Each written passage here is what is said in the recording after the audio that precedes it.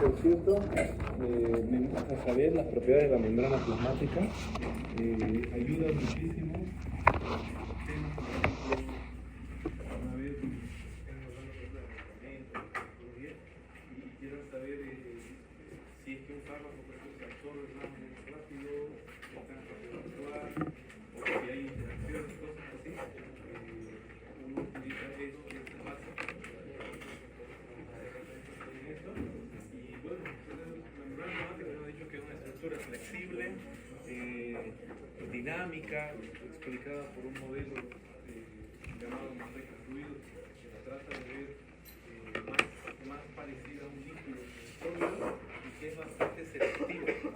Selectiva en el sentido que ella, como ella cumple estas funciones de crear compartimentos intra y extracelular, ella tiene que ser muy selectiva con las sustancias que deben entrar o entonces, como regla general, todas las sustancias que son liposolubles, o sea, derivadas de esteroides o de grasas, sí pueden pasar. Cuando la sustancia es suficientemente pequeña, también, o sea, tenemos este corte para darnos una idea que es pequeña, de 60 kilodaltons o el tamaño del peso de una alúmina, y la carga eléctrica también importa, ¿no? O sea, la carga eléctrica termina interactuando con algunos componentes de la superficie, como por ejemplo el hipocálice, que trata de repeler, ¿no? Esos tres, básicamente, son las condiciones de la permeabilidad selectiva. Ahí está como una especie de dibujito que nos ayuda a recordar la membrana plasmática.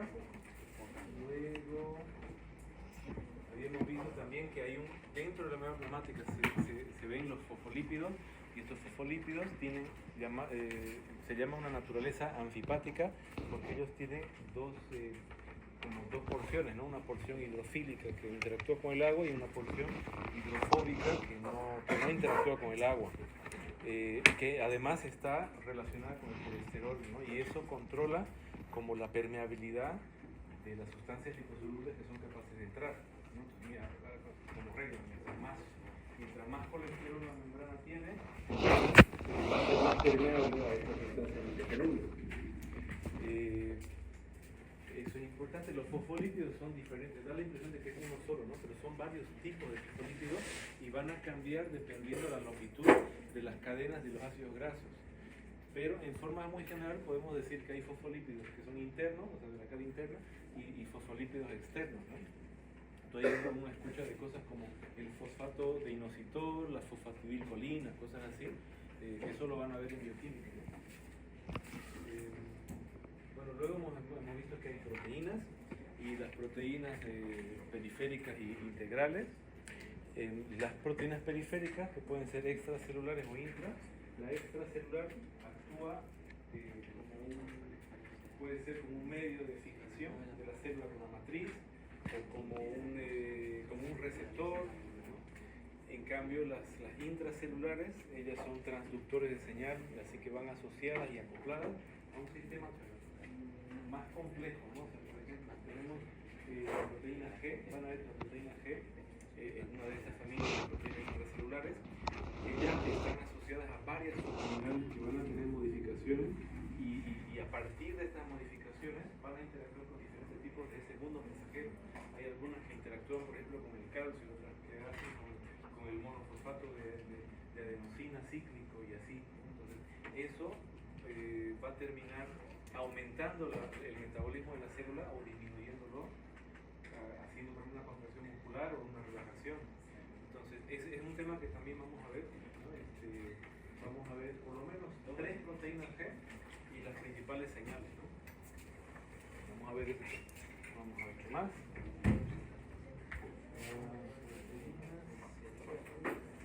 Hidratos de carbono están presentes como oligosacáridos, parte de este glucocáliz, ¿no? de este conjunto, ¿no? De glucolípidos y glucoproteínas que están en la superficie. Y hemos visto también que este glucocáliz tiene varias funciones, ¿no? Funciones, porque no les doy la diapositiva y eso, electronegatividad ya saben que hay que borrarlo, ¿no? No, antes de que me olviden, ¿no? En serio. Cuando les pase la diapositiva, que algún día les voy a pasar, se los prometo, traten de no estudiar la diapositiva. Utilícenla como un material de apoyo, que sé yo, para repasar o para ver qué no poner en el examen. Luego hay estas cosas que te van a poner. Entonces hemos dicho que el glucocáliz no es que tenga electronegatividad jamás, sino que produce como una especie de electrostática negativa que termina repeliendo a las moléculas con carga, ¿no? Causa una repulsión de las cargas negativas, principalmente negativas, y eso ayuda a mantener la selectividad. Otras funciones del glucocáliz que hemos tratado de hacernos a la idea de cómo las manos de la célula, el glucocáliz, por ejemplo, media la estabilidad celular, la estabilidad, la fijación de la célula con la matriz, la comunicación y así puede mediar un montón de factores metabólicos, actúa como receptores y receptores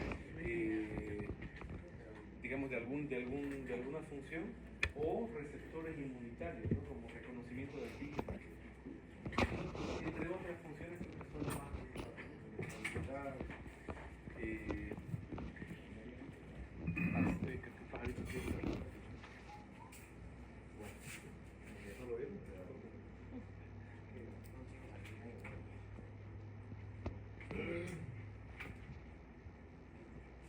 Entonces, a ver, hay una cosa también interesante, ¿no? Es una pregunta muy, yo digo así, es una pregunta tonta pero importante, que no es lo mismo, ¿no? Yo a veces pregunto en el examen, ¿cuál es el catión más importante del medio interno? Es una pregunta muy escopa, ¿no? Pero es una pregunta importante. ¿Por qué? Porque la respuesta, por cierto, es sodio. El catión más importante del medio interno, que controla la osmolaridad, es el sodio. Pero, ¿por qué estas preguntas? Porque yo tengo que tener por lo menos una conciencia de que si estos elementos, estos electrolitos están afuera o adentro de la célula, en mayor cantidad, digo, ¿no? Si el sodio, por ejemplo, está más concentrado afuera o adentro, o el potasio, o el calcio, o el magnesio, porque eso me va, de repente no importa tanto que yo maneje los valores dentro, porque no son importantes, pero sí tengo que tener esa noción de que está más concentrado. Por ejemplo, aquí en la diapositiva dice así, ¿no? El LEC contiene grandes cantidades de iones y te menciona el sodio y el cloro y el bicarbonato. Eso te ayuda a decir, pucha, el sodio está más concentrado afuera que adentro. ¿Qué importancia tiene eso? En términos de transporte, si yo abro un canal, hemos dicho que este canal sigue un gradiente de concentración. Entonces, la idea es que el sodio va a tener la tendencia de entrar a la célula, ¿no ves? En cambio, el potasio, que está en mayores cantidades dentro, o sea, en el LIC, ¿no ves? El potasio está dentro de la célula más concentrado. Si yo abro el canal, el potasio tiene la tendencia a salirse de la célula, ¿no ves? Entonces, eso parece bastante obvio, pero a veces nos confunde. Y es muy importante. Entonces, estas cosas, por ejemplo, de los gradientes de concentración y gradientes electroquímicos, ¿no? Eso es importante. Ahorita voy a volver a eso. Creo que hay una diapositiva de aquí están los valores intra y extra. Son importantes los extra. Y bueno, y ahí caemos en la parte de transporte y ahí los podemos clasificar en dos tipos, ¿no? Transporte activo y pasivo, básicamente.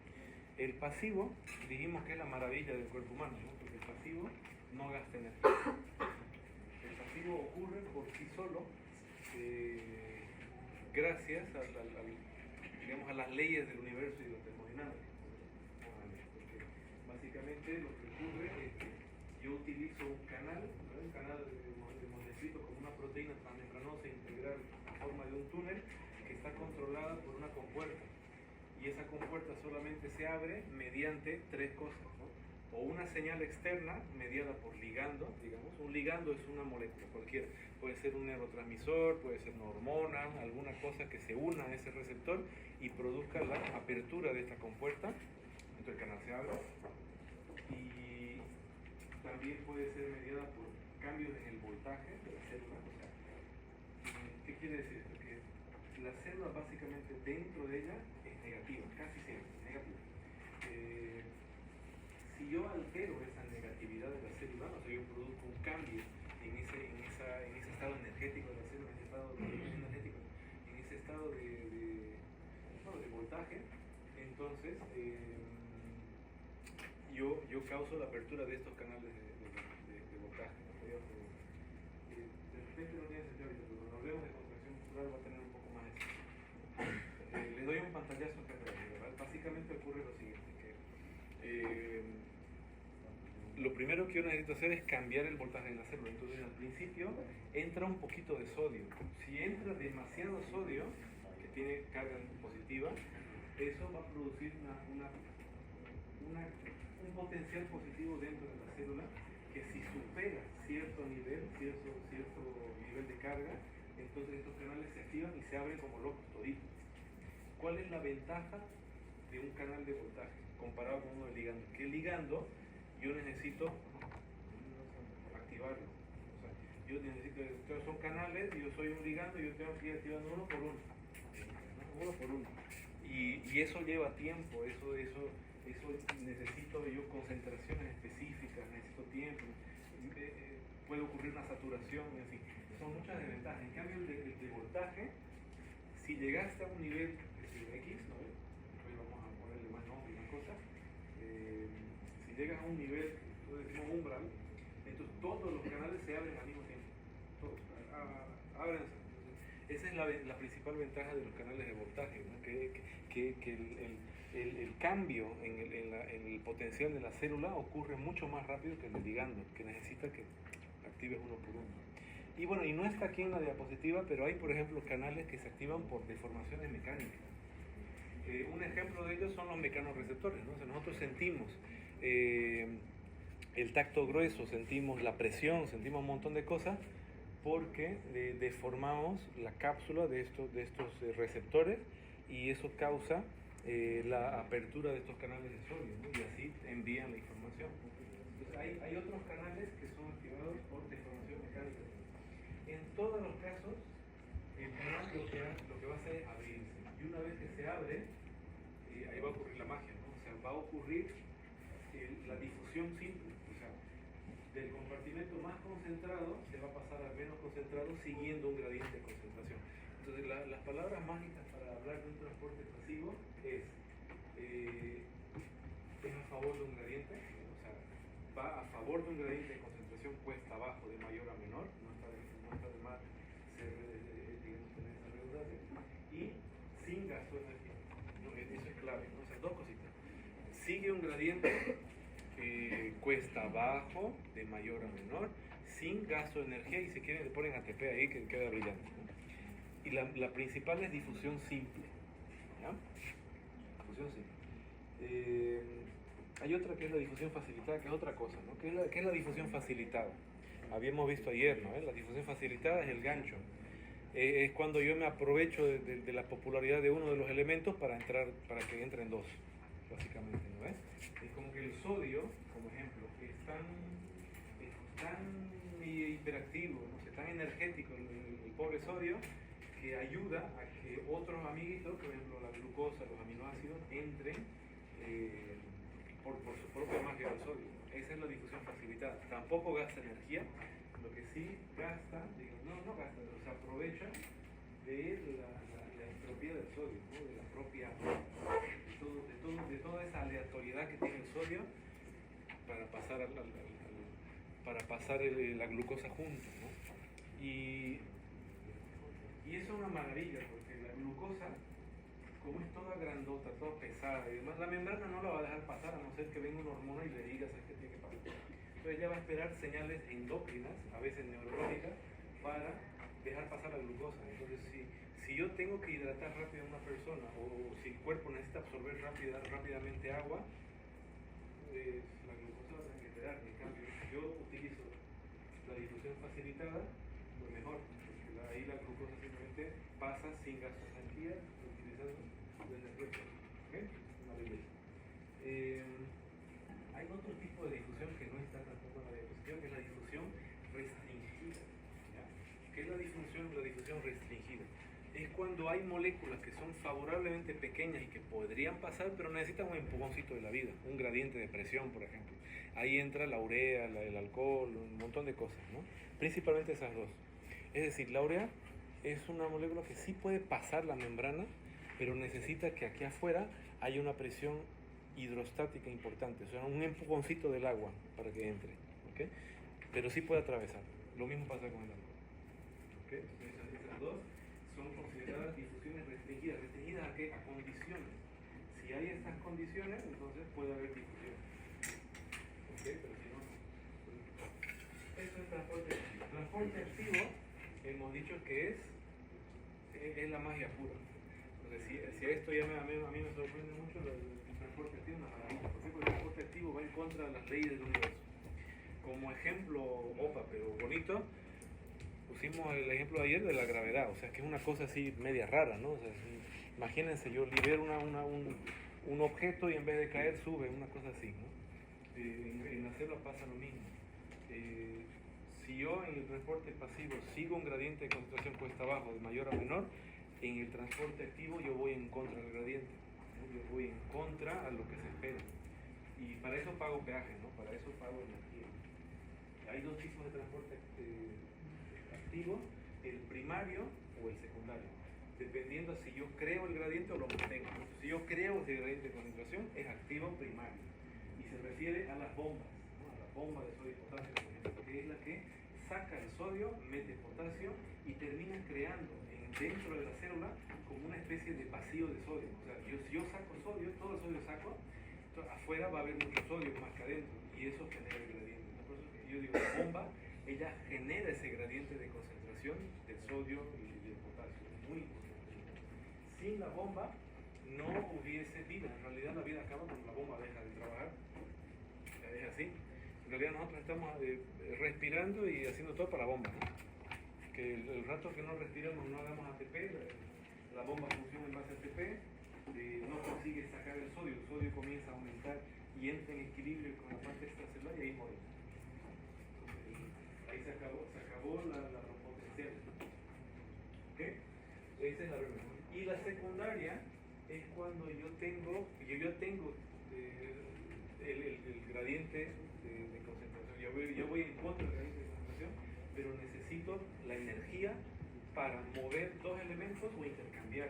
Ya tengo el gradiente, pero por ejemplo yo quiero meter sodio, pero para meter el sodio que está en contra de su gradiente lo voy a intercambiar con hidrogeniones o lo voy a intercambiar por el potasio, qué sé yo, ¿no? Entonces son los famosos intercambiadores. En el texto de Gaito creo que está como contratransporte cuando se intercambia y contratransporte cuando van juntos los dos. En algunos otros autores pueden encontrar nombres raros como por ejemplo symporters o antiporters. Algo así. Los antiporters son los contra y los symporters los contra. ¿Okay? Hasta ahí están viendo, ¿verdad? Fácil. Bueno. Ok. ¿Qué más tenemos?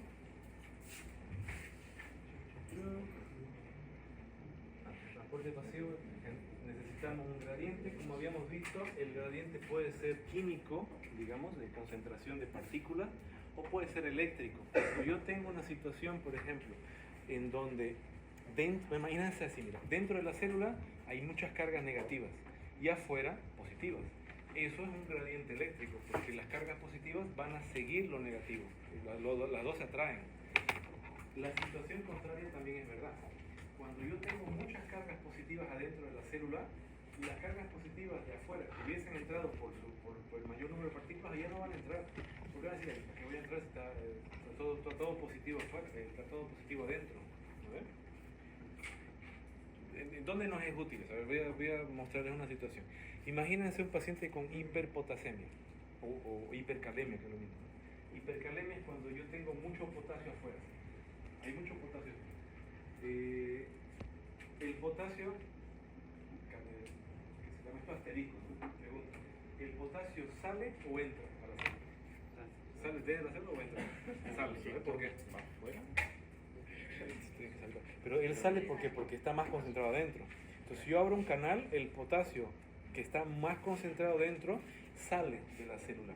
Ahora, si yo tengo mucho potasio afuera, ¿qué es lo que va a pasar? El potasio agarra así, abre la puerta y espía y dice, a la madre, ¿no? O sea, mira cuánto potasio está afuera, no, o sea, es que me dio penita, yo me quedo ahí. O sea, se pone tímido, el potasio ya no sale.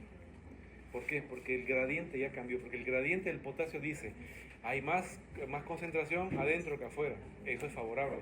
Pero en la situación de hiperpotasemia, en donde yo tengo más potasio afuera, el potasio ya no sale, ahora entra. Y eso va a causar una retención de cargas positivas dentro de la célula y la va a hacer más excitable. Y la célula se va a contraer más. Terrible. ¿Qué puede ocasionar eso? Si eso le pasa, por ejemplo, a un cardiomiocito, a una célula del corazón, que no consiga relajarse y que esté siempre excitada, el corazón va a estar ahí contraído, no se va a poder relajar. La sangre no entra, el corazón muere ahí. Paro. En el caso de los miocitos en el ejercicio físico, pues, ¿sería favorable?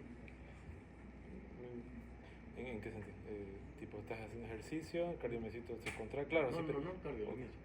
o cualquier músculo. Sí, pero pues, digamos el potasio sí o sí tiene que estar en niveles normales, ¿no? Como para que se relaje algún día, porque si está el potasio aumentado, por eso es que es tan peligroso el potasio. El potasio es peligroso cuando aumenta mucho, cuando baja. Porque si baja, el potasio se sale de la célula. Y si se sale el potasio de la célula, ya no hay cómo relajar la célula. Porque el potasio es necesario para la fase de repolarización, que me estoy adelantando mucho, pero es necesario. ¿Ok? Aquí la idea es que hay un gradiente eléctrico y hay un gradiente de presión también. Vamos a ver. Pequeña. Difusión facilitada, que ya hemos visto, hemos hablado, ¿no? Facilitada. ¿Quién dice qué? ¿Pregunta? Por presión osmótica, ¿no? Claro, ahí está como presión en términos generales. Digamos, se refiere o a la presión hidrostática, que es el líquido. ¿Ah? Claro, es como por ejemplo, si tienes mucho líquido acá comparado con esto, eso va a generar una presión. Es que la célula estaría cargada de manera negativa. Que va a causar salida de líquido. Por ejemplo, hay una pregunta de tenemos una pregunta para que la analicemos, ¿vale? Es que es muy importante. Wow. Vi una pregunta. Muchos de los materiales que utilizo son de este. No sé si conocen o están familiarizados con esta.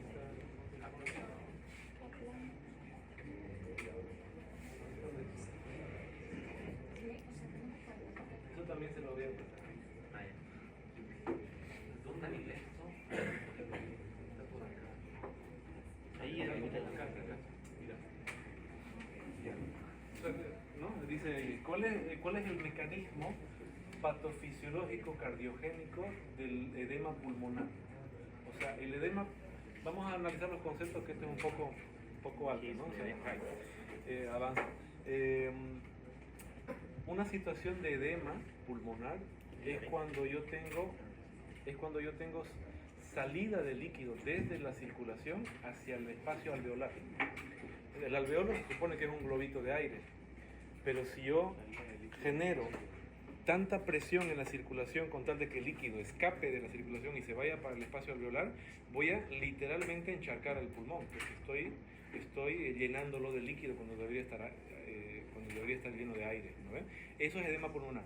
Y si el edema pulmonar ocurre por una insuficiencia cardíaca, por un problema de corazón, de que el corazón está congestionado de sangre, no consigue contraerse, y la sangre tiene que ocupar otro espacio, por ejemplo el pulmón, ¿no? Porque la sangre, si el corazón no se contrae bien, no hay mucho camino para ir. Si se va para la izquierda, se va para el pulmón, y así. Y encuentra el alveolo y dice, escucha, pero qué belleza, ¿no? Me quedo acá. Y si se va para el otro lado, se va para el hígado y a las piernas, ¿no? Entonces, eso es edema cardiogénico, ¿vale? Edema pulmonar. Entonces, dice, ¿cuál es el mecanismo patofisiológico más probable? Lo hemos respondido. Vamos a ver los objetivos. Primera, un aumento, esta es la respuesta, pero vamos a analizar. Un aumento en la permeabilidad capilar. No, o sea, aumento de la permeabilidad capilar significa que el endotelio se hace espacio y el líquido escapa. O sea, el endotelio inflamado hace un espacio y el líquido comienza a escapar por ese espacio inflamatoriamente generado. Entonces, no es. Dice una disminución de la presión oncótica vascular. No, porque en ningún momento hemos mencionado la disminución de proteínas. Si se disminuyen las proteínas del plasma, el líquido va a escapar. Pero eso podría ocurrir, por ejemplo, en una especie de enfermedad hepática, cirrosis, cosas así. caso de la cardiogénica. La C, aumento de la presión hidrostática.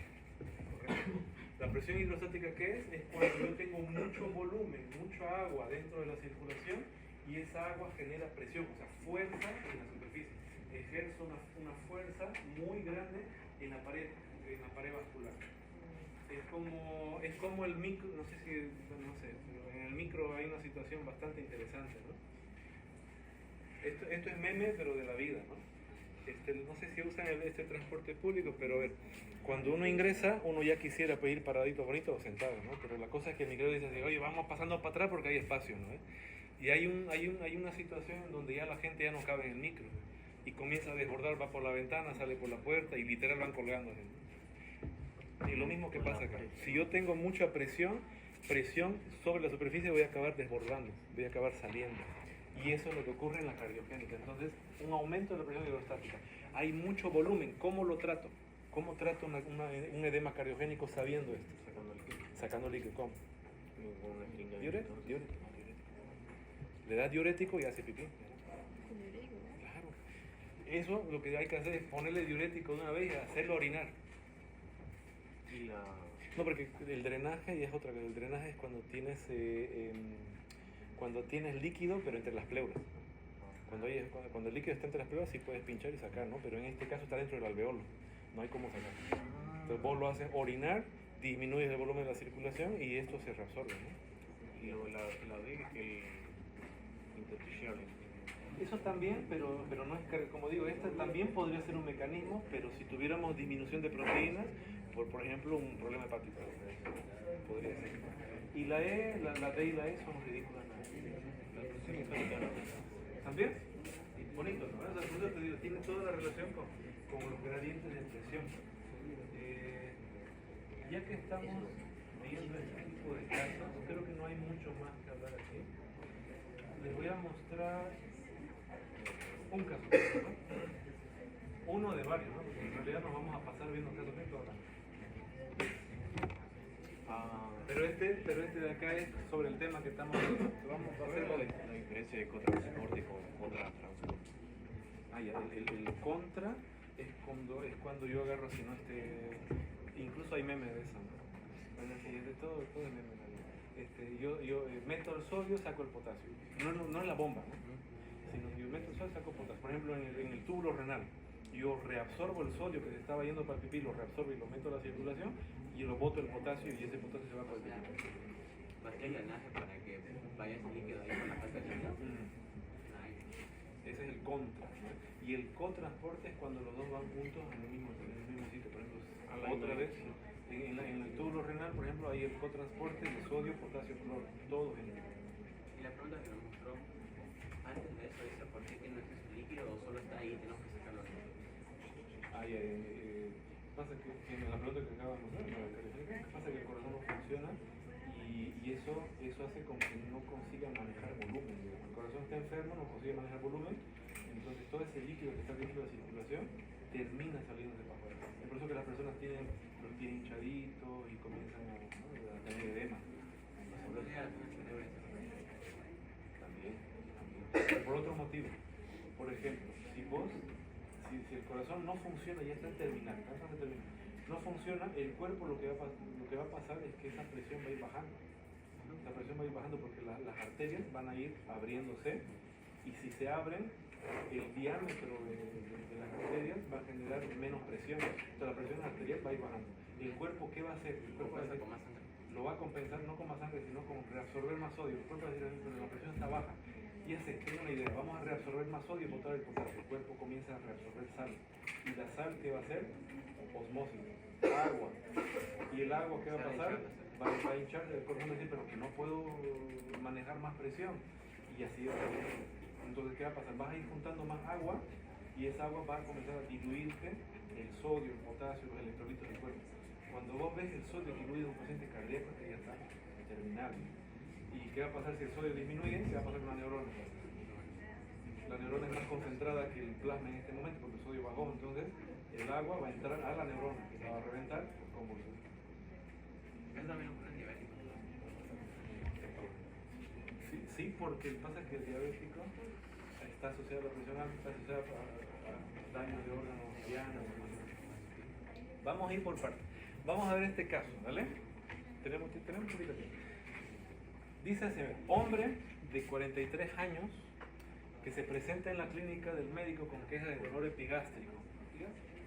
Zona epigástrica, ¿no? El cuadrante superior del abdomen. Después de un estudio exhaustivo, el paciente es diagnosticado con enfermedad, por si acaso ese Google es una macana, no traduce también, pero es una enfermedad ulcerosa péptica. Se inicia el medicamento inhibidor de bomba de protones. Muchos lo habrán escuchado, ¿no? De todas estas cosas de omeprazol, pantoprazol, esomeprazol, lansoprazol y todos los prazoles. Lo que hacen es inhibir la bomba de protones para que se secrete ácido clorhídrico en las células auxínticas y con eso ayudar a aliviar los síntomas de la gastritis, por ejemplo, de una úlcera. ¿Okay? Entonces ahí te dice así, qué es la bomba de protones, qué tipo de transporte de membrana utiliza, ¿no? Y aquí ya nos autorresponde, ¿no? La bomba de protones es una bomba intercambiadora de hidrogeniones, potasio, ATPasa. Ella libera hidrogenión a costa de que mete un potasio, ¿no? Y utiliza ATP. El tipo de transporte es activo primario porque genera un gradiente de concentración. Y ¿cuáles otros tipos de transporte existen? Bueno, ya hemos hablado, ¿no?, de la difusión simple, difusión restringida, difusión facilitada, transporte activo secundario, contra y contratransporte. Eso reduce la secreción de ácido clorhídrico. Claro, ¿no? Te inhibe de que vos secretes ácido clorhídrico. ¿El ácido clorhídrico no está activando la úlcera? Claro, en este caso el paciente tiene claro, enfermedad péptica ulcerosa y una úlcera. Si no inhibes, ese ácido clorhídrico va a seguir bajando el pH, va a seguir lastimando la úlcera. Pero eso hace precisamente por la sobreproducción de ácido clorhídrico. Ahí está la otra cosa. O sea, ahí tienes que ver qué es lo que ocasionó la úlcera, ¿no? Entonces aquí, por ejemplo, en la parte de correlaciones clínicas, Por eso no está ocular. eso lo van a ver seguramente en ¿qué se llama esta cosa? Microbiología. No sé si ya lo vieron, ¿no? Pero hay una bacteria que es muy importante que causa la secreción del ácido clorhídrico, que es la Helicobacter pylori, que está asociada a la úlcera.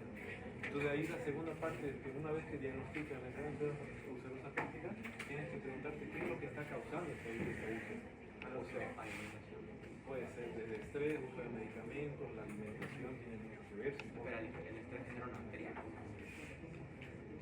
O sea, y épocas de examen van a ver todo el mundo ulcerado, ¿no? Pero hay una explicación fisiológica. Pasa que, la versión rápida, ¿ya? Pasa que el estrés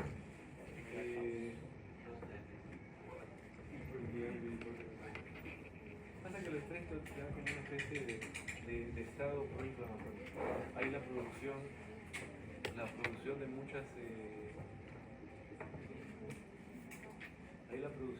prostaglandinas y en fin, hormonas que terminan ¿qué se llama esto? Aumentando la producción de adrenalina. Todo el mundo ulcerado de todo. Y si esto lo combinas con la mala alimentación de tomar café, estimulantes, comida rápida, es un desastre, ¿no? Bueno, claro. Aquí, por ejemplo, están algunas causas, mira, factores de riesgo para desarrollar esta enfermedad: el uso de antiinflamatorios no esteroideos, alcohol, tabaco, el estrés, ¿no? Estrés fisiológico, traumatismo, sepsis, enfermedad en general, y la infección por el Helicobacter pylori. Entonces hay que tratar la causa. Vos vas y tratas la causa. Pero siguiendo el caso, este caso nos sirve para más o menos discutir los tipos de transporte que estamos hablando, ¿no? Entonces aquí te da un pantallazo de qué es la bicapa de fosfolípidos, cuáles son los tipos de transporte que ya hemos hablado toditos. Esta es la ecuación de la difusión, ¿no? Dice la tasa de movimiento de partículas va a depender de los gradientes de concentración y del área de superficie, ¿no? Del tamaño de la membrana que yo tengo. ¿Qué más? A ver. Aquí habla sobre los gradientes electroquímicos. Bueno, todo eso ya hemos hablado, pero lo que me interesaría mostrarles son estas preguntas. Porque al comienzo de la clase les iba comentando, ¿no?, a los chicos que en el examen, muchas de las preguntas de fisiología, hay algunas que son así, bueno, conceptuales, ¿no? Pero hay otras que tienen que ser en base a escenarios clínicos y son preguntas que uno diría son preguntas de razonamiento, de pensamiento. Entonces vamos a tratar de responderles para que vean cómo funciona la táctica. Entonces dice ahí, la primera pregunta. En un paciente con diarrea, la administración oral de una solución que contenga cloruro de sodio y glucosa son más efectivos para prevenir la deshidratación que la administración de una solución que solamente contenga cloruro de sodio. O sea, si yo hago un estudio, ¿no ve? Y le pongo agua con sal y a la otra le pongo agua con sal y azúcar, te está diciendo el agua con sal y azúcar es mejor, más efectivo. ¿Cuál de los siguientes hechos explican mejor esta observación? O sea, la pregunta es ¿por qué? ¿Qué respondería? La administración de solución de cloruro de sodio y glucosa reduce la producción de heces, ¿verdad o mentira? Y si es falso, ¿por qué es falso? No, está bien, es falso, pero ¿por qué? O sea, si yo le coloco agua con sal, yo les diría hagan el experimento, pero ahí no van a querer pasar clases de la tarde. No hagan el experimento, pero si ustedes toman agua con sal, ¿qué es lo que le están metiendo a la luz del intestino? Le están metiendo un potente componente osmótico, ¿no? La sal va a jalar agua y eso va a provocar diarrea. Entonces, cuando yo doy agua con sal, no es para prevenir la diarrea, es para prevenir la deshidratación. Y eso hay que explicar a los papás y a la gente común. O sea, a los pacientes tienen que decirle, mire, te voy a dar este suero de rehidratación oral, esto puede ser que te provoque más días de diarrea, pero te va a prevenir la deshidratación y la causa de muerte es la deshidratación. Entonces, volviendo a la pregunta, no reduce la producción de heces, puede que lo aumente, ¿vale? No reduce. Es incómodo, yo sé que es mejor estar vivo. La glucosa se usa como combustible para efectuar el transporte de sodio y cloro. ¿No? Nada que ver. El sodio y el cloro se transportan por difusión simple siguiendo sus gradientes de concentración a través de los canales. No necesitan de glucosa ni combustible, nada. La C. El cotransporte de glucosa y sodio a través de la membrana apical de las células epiteliales e intestinales facilita la absorción de sodio y agua. ¿Qué dice eso? ¿Por qué? Porque sí. Claro, porque era el gancho de la vida, ¿no? O sea, si yo tengo el sodio que me arrastra la glucosa junto, eso me conviene. Y es por eso que los sueros de rehidratación, desde que la OMS, no me acuerdo, bueno, no sé, el año será los años 81, pero desde que descubrieron que metiéndole azúcar lo hacía más efectivo, entonces la razón es que el cotransporte de glucosa utiliza la difusión facilitada. Esa es la respuesta correcta, la C. Vamos a ver por qué la D no es correcta. La solución de cloruro de sodio y glucosa se vacía en el estómago a una velocidad más rápida que una solución que contiene solamente cloruro de sodio. No. O sea, el estómago, mientras más concentrado hay una sustancia dentro del estómago, hay mayor retención gástrica. O sea, en realidad se retiene. Si algo está muy concentrado, muy condimentado, muy salado, el estómago va a decir, pero un rato, pues déjame que lo absorba. ¿Ok? ¿Ok? ¿Por qué le ponen más sal al churrasco? Sabe rico. Y otra razón, más comercial.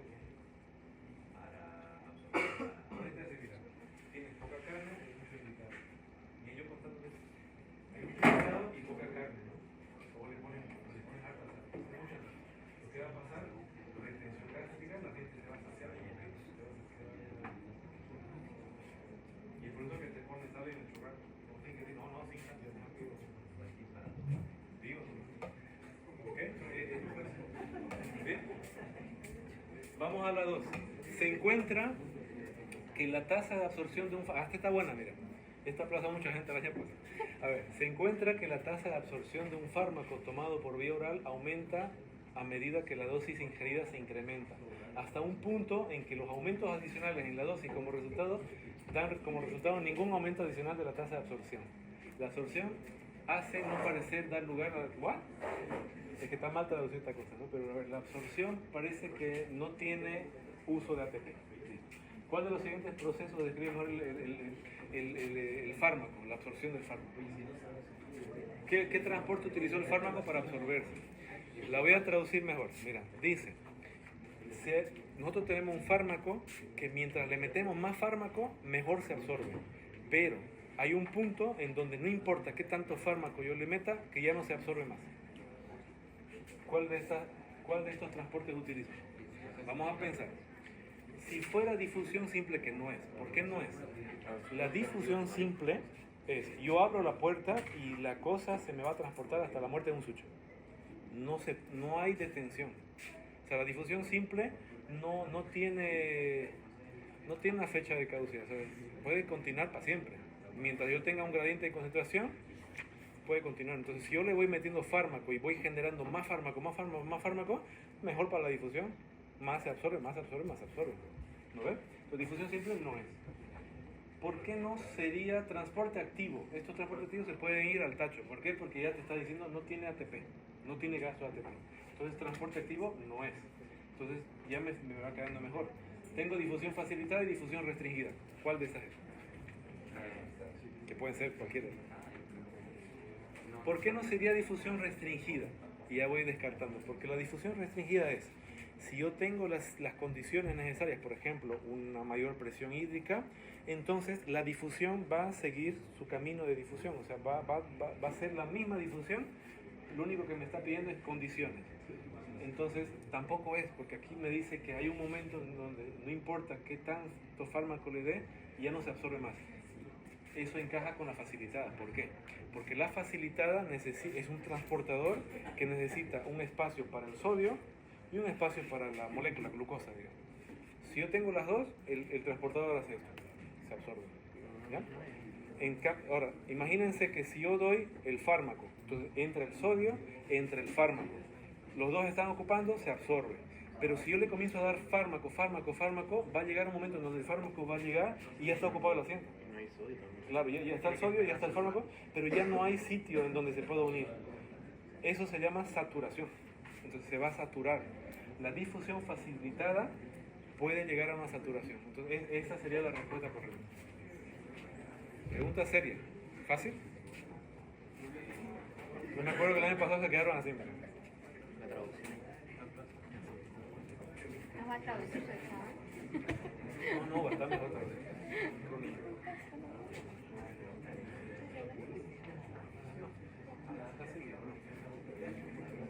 Ahorita salimos. Tercera pregunta. Y esta es la última, ¿vale? Allá. Ah, perdón, no se escucha.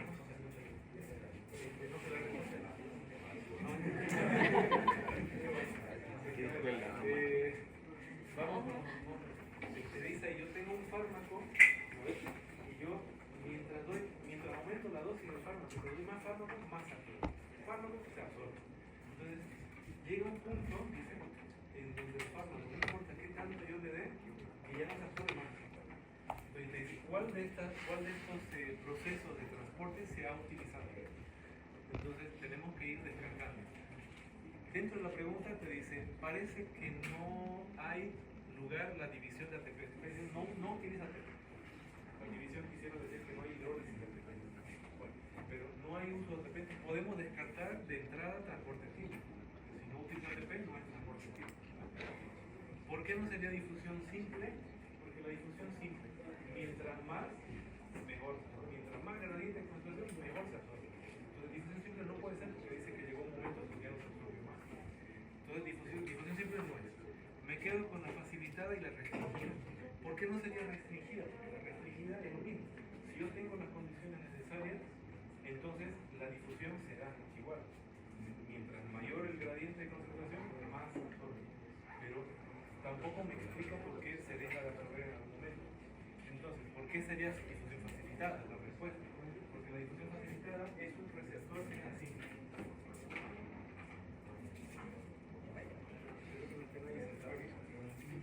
Esto es así como antiguamente se jugaba en los cumpleaños, no sé, en los cumpleaños había un payaso y el payaso te ponía así la sillita y uno se daba vueltas así hasta que tenía que sentarse y a verse.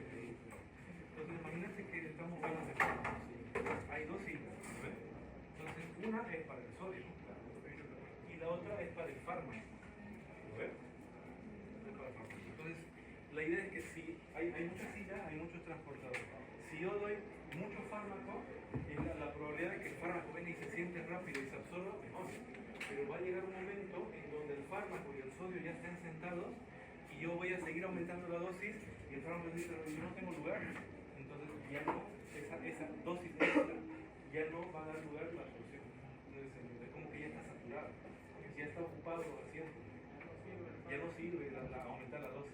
Entonces, el único transporte que me explica es la diferencia.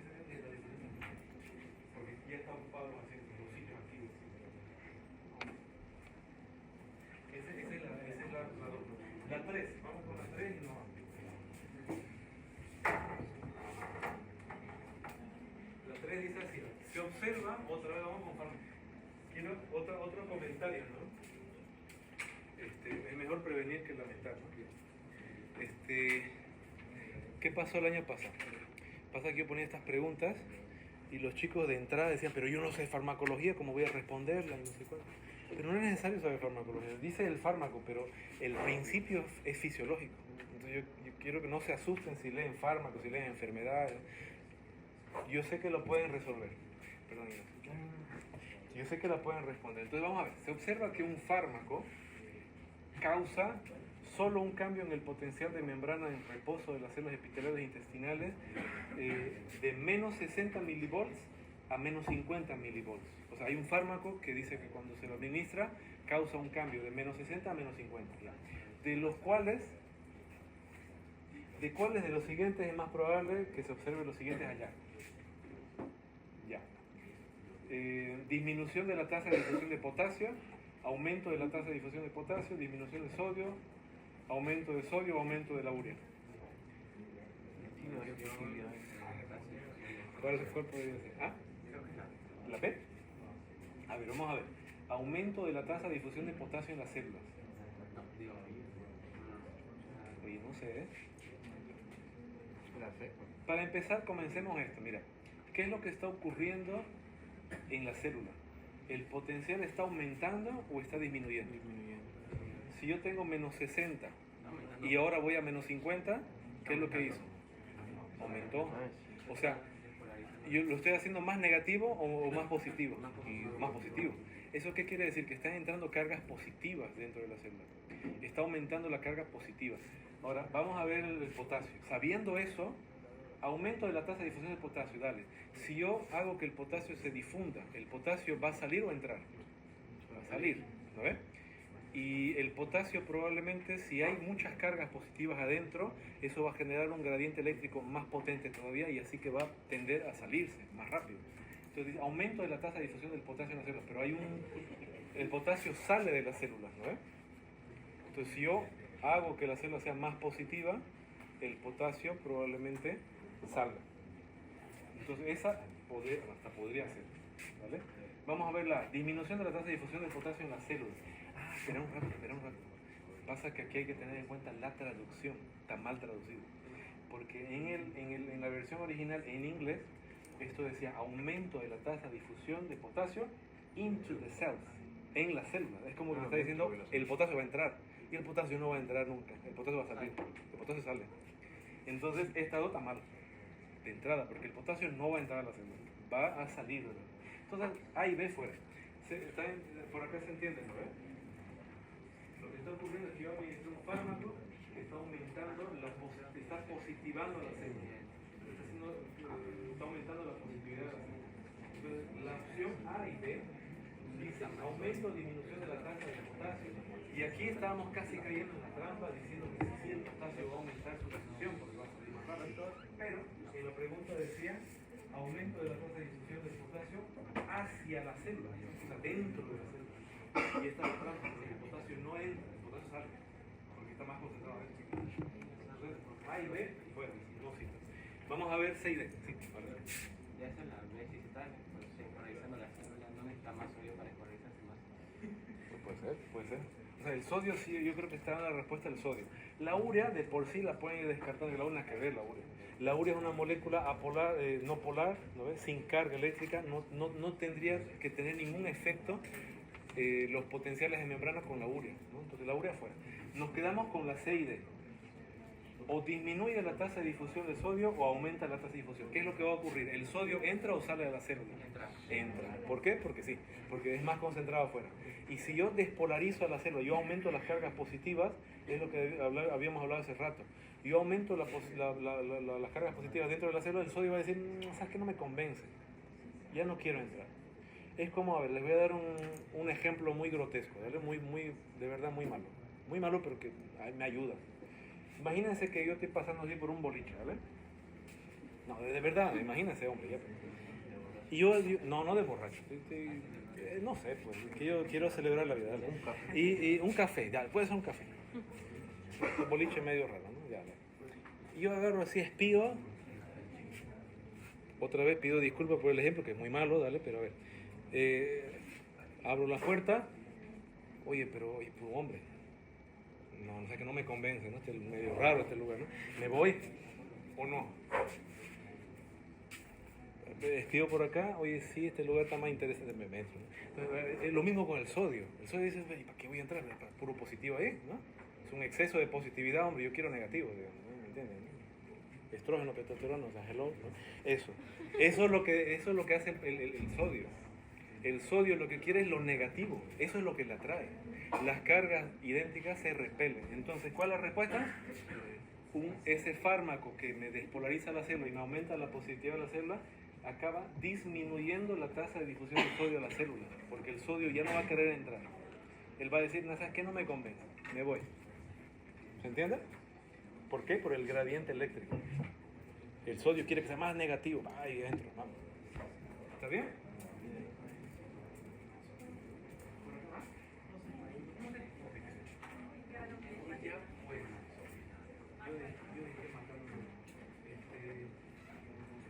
Que disminuye la tasa. Pasa que si yo tengo un fármaco que causa un aumento del potencial de la célula, eso significa que la célula se hace más positiva, está positivando. Entonces, el potasio ya lo habíamos descartado porque el potasio no va a entrar. El potasio fuera y urea fuera, porque la urea nada que ver, la urea no tiene carga eléctrica, no se hace. Vamos con el sodio. Si el sodio quisiera entrar, porque tiene que estar, está más concentrado afuera, él va a abrir la puerta y va a espiar, va a decir, pero vamos a ver si se convence el lugar, ¿no? Y ve así puras cargas positivas. Y el sodio, ¿qué es lo que quiere en la vida? Carga negativa. Entonces, la verdad es que este lugar no me convence, está muy porque me gusta. Eso es lo que pasa. Entonces, disminuye la tasa de difusión del sodio para adentro. Facilísimo. Disminución de la tasa de difusión.